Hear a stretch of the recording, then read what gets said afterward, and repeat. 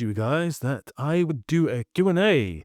Now, the reason for the Q&A is very, very contentious because, quite frankly, I had 50,000 followers around about November last year. So it's not really a momentous occasion as to why I'm doing this little Q&A session.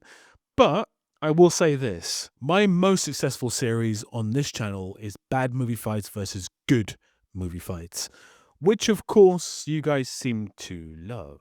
But recently I've kind of pivoted away from that and I've gone for more, let's say, controversial videos, which some people do not like, some people have got on board with, and some people have been quite abusive about.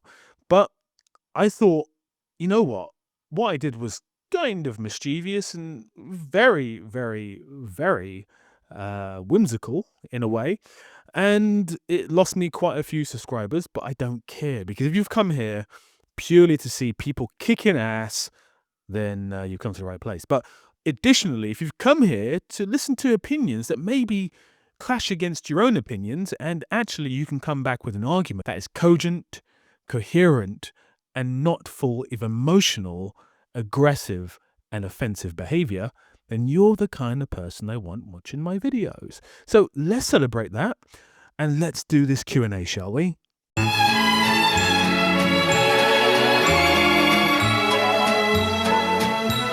What would you pick for the best sci-fi film in recent years? Well, this is a great question from Heartbeat Billionaire.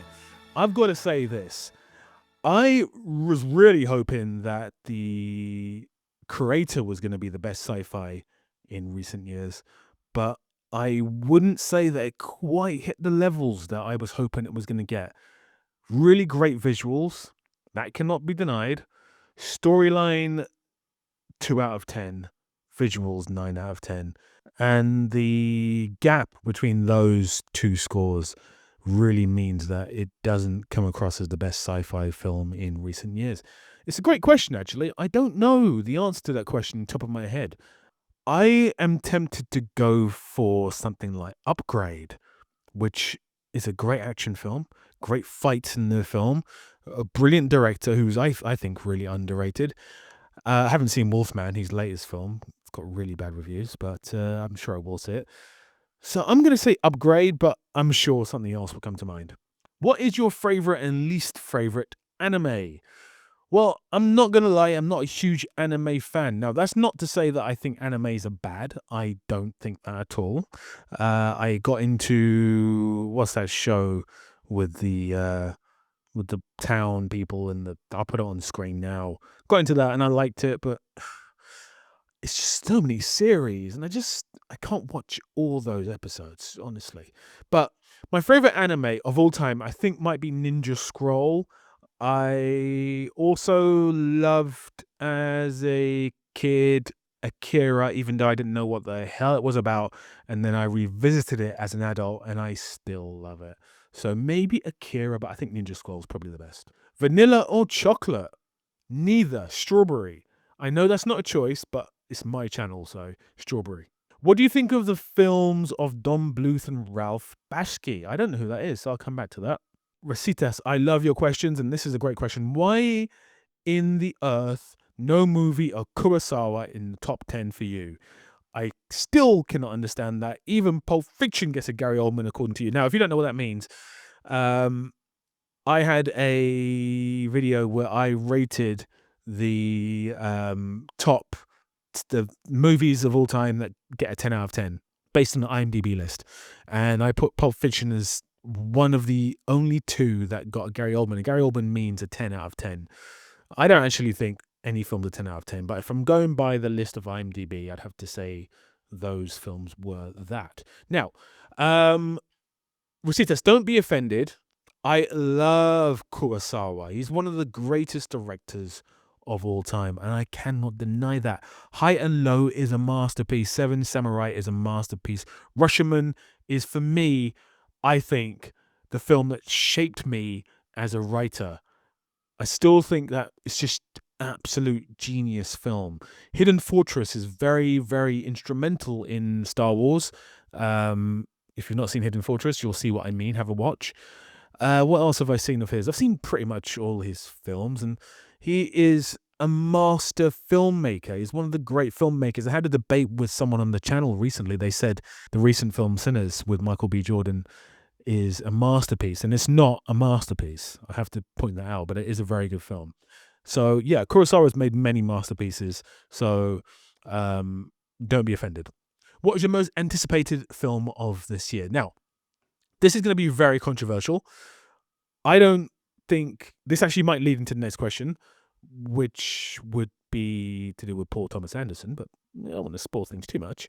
But I'm actually gonna say the Thunderbolts is my most anticipated film of the year. Now that's not because I think it's gonna be a brilliant film, but I do like the trailer. And on top of that, I'm not gonna lie, I'm kind of hoping this is a return to form for Marvel, because action movies nowadays are absolutely awful.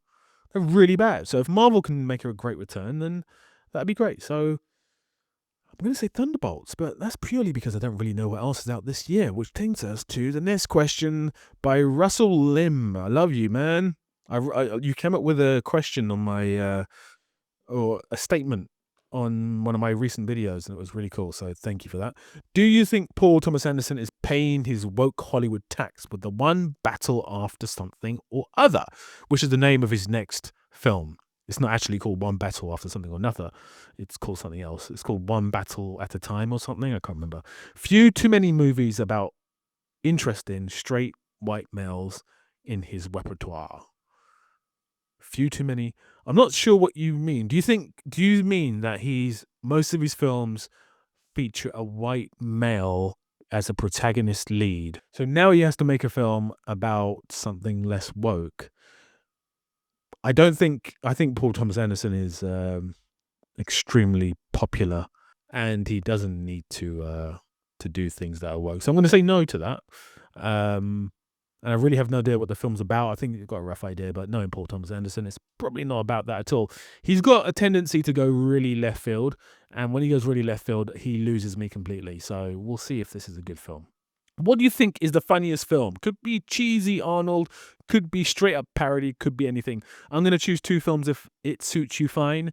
I'm going to say the two funniest films I've ever seen in my whole life. Anchorman, which is a masterpiece. That is a masterpiece.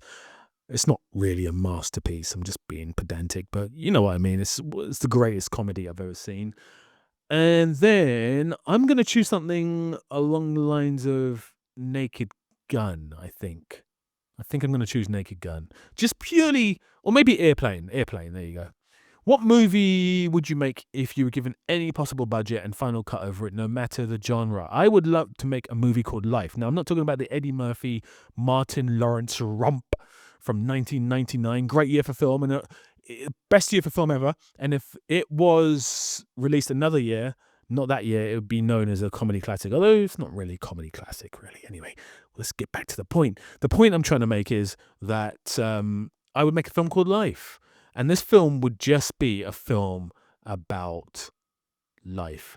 And I don't want to give away my secrets, but it would be a bit like that film by Richard Linklater that I've not seen, Slackers, I think. And I believe in that film, like it follows different characters around the town. It would be very similar to that, but it would be more expansive, and probably kind of wanky. In the recent videos, you mentioned Chris Stuckmann. What do you think of his decision about not grading movies and his perception on action and horror films?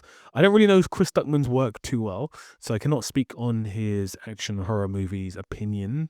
I think his decision to only review movies he likes is completely mindless, because I stopped watching his videos purely because I know that if he's reviewed a film, he likes it. So I would say in relation to that, it's a really bad idea. In relation to him now being a filmmaker and trying to avoid... The thing he doesn't realize, and I'm a filmmaker myself, but the thing he doesn't realize is that just because you're being nice to other people's films now, it doesn't mean people won't tear your film apart. So he may learn that very quickly when he releases his film, and then maybe he'll go back to reviewing films properly.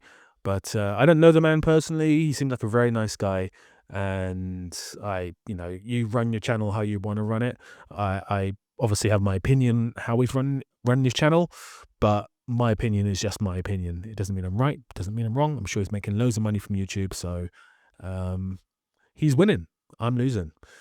Is is that a movie that you is I think probably says, is there a movie that you expected to hate but ended up liking? Although far from my favorite movie, Strictly Ballroom was weirdly enjoyable. I think I'm going to enjoy Strictly Ballroom because I love the work of Baz Luhrmann. Even his most recent Elvis film for about an hour and a half was incredible. The rest is trash.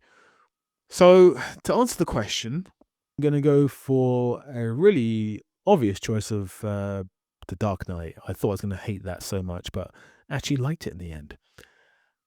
If you had to choose one film to rewrite from a memory of your past, not just altering how you feel about it, but replacing it with a scene from the movie as if you'd lived it. Well, this is a really complex question. What film would you pick, and which part of your life would you reshape? Would you trust that the film's director to edit your story, or does that power feel too dangerous to hand to anyone? That is a hell of a complex question. If I had to choose one film to rewrite from memory, from my past, that's a great question. Really great question. I have a really vivid memory of this lost love that I had, and it was doomed from the start. It was my second girlfriend. She was Muslim, I was not, and she told me after our first kiss, which came from nowhere, by the way, from her, that it's probably not going to last because she's Muslim and I can't marry her. And we were like, okay, well, we'll take each day as it comes. And then 2.5 years later, she said, I'm getting an arranged marriage. And she had an arranged marriage. So, yeah, I'd like to follow the steps of that romance. And it's a doomed romance. It's doomed from the start. And I think there's a bit of a story in there. But, yeah, would I trust the director to edit my... Yeah, I would. Just depends which director it is, really. And I mean, the question really is, what part will I reshape? I wouldn't reshape anything. I think everything that I've done has led me to this point where I'm talking to you guys, so I'm happy. What are your 3 desert island movies? Not necessarily the 3 best movies you've seen, but the 3 you would choose to watch over and over and over. I'm going to go for easy one, Inception, because that will just twist your mind inside out for weeks upon weeks. Second one, I'm going to go for, let me choose something from my childhood that I love, like Teenage Mutant Ninja Turtles, the first film. And then Back to the Future, because, hey, it's Back to the Future. Is Mission Impossible the best action series ever? Maybe, but not to me personally. I prefer some Bourne, if you just include 1, 2, and 3. If you're not including 1, 2, and 3, including the rest of the crap, then maybe Mission Impossible, but then... yeah, is it better than... I'm actually going to go for the MCU. Even though the most recent films have been trash, I think there's a good gluttony of 10 years of film that I can call upon. So I'm going to say the MCU. Given that Hollywood is in a bad rut right now, which direction do you think Hollywood is going right now? Who will be the new emerging directors and production houses that will bring through a cultural change to the way movies are being made? If you do not know the name of my film production company, it's called London New Wave, and we are that company. You will see. Having recently released a micro-budget indie film into theatres, would you discuss the difference between indie film made predominantly for theatres and those made for streaming? Is there still a viable model for the micro-budget indie films being primarily for...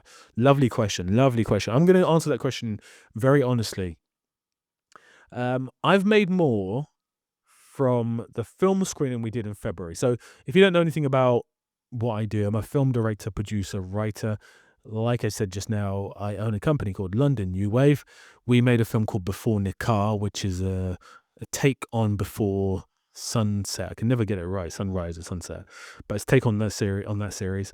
And yeah, it's done really well. We've been to festivals last year, Paris, across London, across the UK.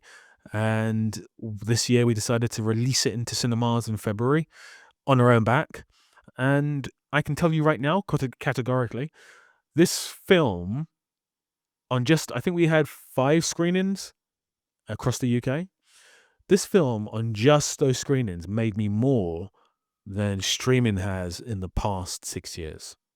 So if you think the model is dead, I'm here to tell you it's not. I honestly think streaming is a waste of time. Now, if you're a massive film studio, you're releasing an animation or genre film like a horror film, even maybe an action film, then streaming's wonderful because people will sit at home and watch horror, animation, and action films all day long.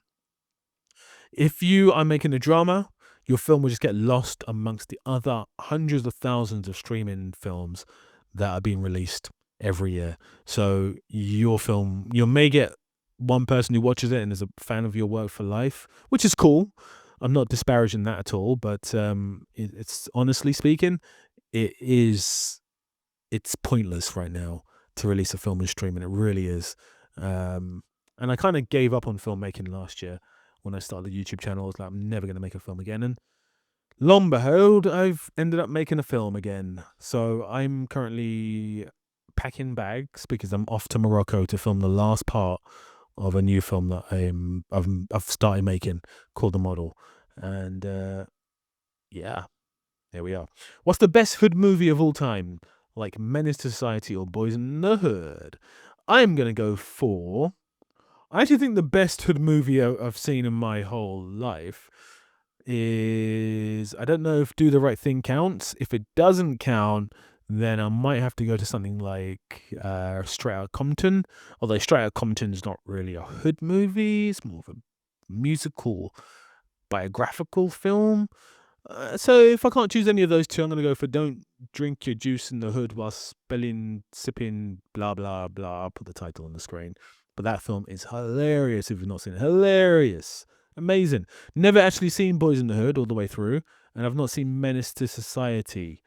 They came out when I was super young and I was too young to watch them. And then when I got around to being an adult, I was like, I don't really want to watch them anymore. But I'm sure I'll watch Boys in the Hood at some point because incredible filmmaker. Absolutely incredible filmmaker. If you could make a Hollywood... This is kind of similar to the last question. And thank you very much. I appreciate that you love the bad movies versus good movies series. So let me just quickly talk about bad movies versus good movies. So I took a bit of a hiatus from that because we got to volume 20 and I was like, okay, I'm done. Like, not done forever, but I'm done making these videos. I was doing them every week. Believe me, guys, these videos take ages to do. They take... the most recent volume, volume 23, which came out on Sunday, took me 3 days to do that, which may not seem like a long time, but when you run a company... So I make films, but I also run a talent agency as well. That's my day job, and I have a staff member off right now, so I'm filling in for my staff member. And believe me, that when I'm doing that and I'm making these videos, it is hell to pay. I don't get any sleep. So yeah, I'm trying to go back into a consistent flow of things. As I said, I'm going to Morocco, so it's highly unlikely I'll be doing one for the next couple of weeks. But if I do, that'd be great.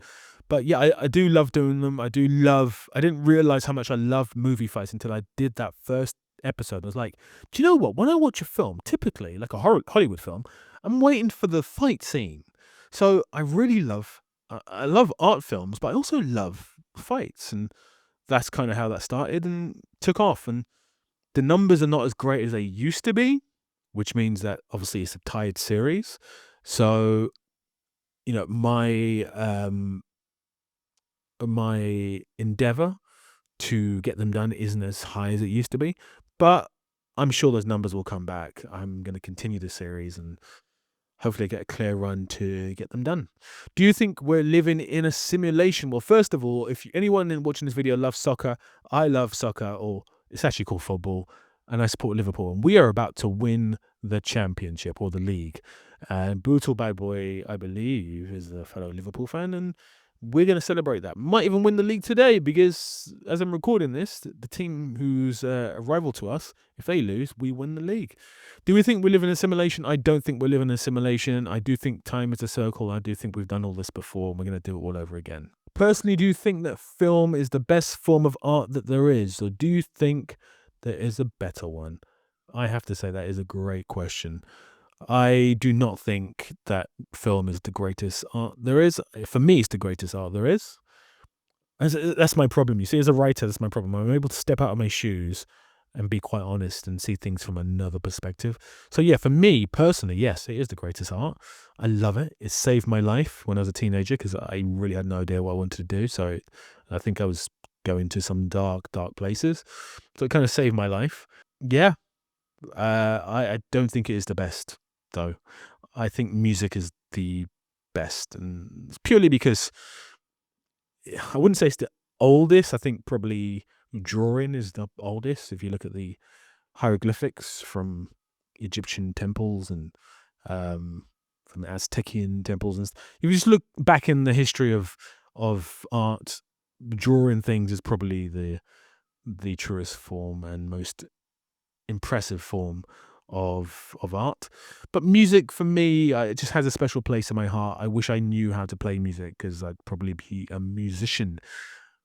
Most of my family are musicians, and yeah, I am not, but I do love music. I really do, and I love all sorts of music. I was listening to Joanna Newsom the other day. I love Joanna Newsom. I loved her for years. Which, looking at me, you're probably like, why the hell are you listening to Joanna Newsom? But then today I was listening to Childish Gambino, and then a few days ago I was listening to West Side Gun, and then next week I'll be listening to the classic hits of the 50s. And then the week after that, I listen to Jimi Hendrix. Like, music is just incredible. And then I love classical music. I love classical music scores. That's why I love Stanley Kubrick. He used beautiful classical music scores. So I think music is just boundless, absolutely boundless. We're in a bit of a rut right now, but I think music will get through that rut. Guys, this has been absolutely epic. If I've missed any of your questions, I'm going through them again. Missed any of your questions, I do apologize. You guys are incredible, as always. Thank you for coming along with me on these crazy journeys. I will be making more videos that people will find controversial. I will be talking about race in film, talking about race in the world, gender politics. I'll be talking about the term woke. Like, do we have to keep using this term woke? Like, surely this term is gone. I'll be talking about the Me Too movement. I'll be talking about the worst films, the best car chases, the best fights ever. I'll be talking about life. Like, if something's going on that's currently happening in the world and I want to talk about it, then I'll talk about it. And you guys can jump on board or you can jump off board. I don't mind. Like Shannon Sharp, his situation with this girl that he's been seeing. Like, that to me is a fascinating subject. I would love to discuss that with you guys. I'm hoping you guys don't just watch films all day long and you actually take attention to what's going on in the world, because that is how films get made. You pay attention to emotions and things, topical subjects, and some of the best films ever are people who have observed the way humans live and observed the way they behave, and you can't do that without having conversations and learning things about the way other people think. So guys, huge love, and I will catch you in the next one. If you've not subscribed yet, please do. If you have subscribed, you are fantastic. If you've not liked this video, well, just do it. You guys are amazing. Big love.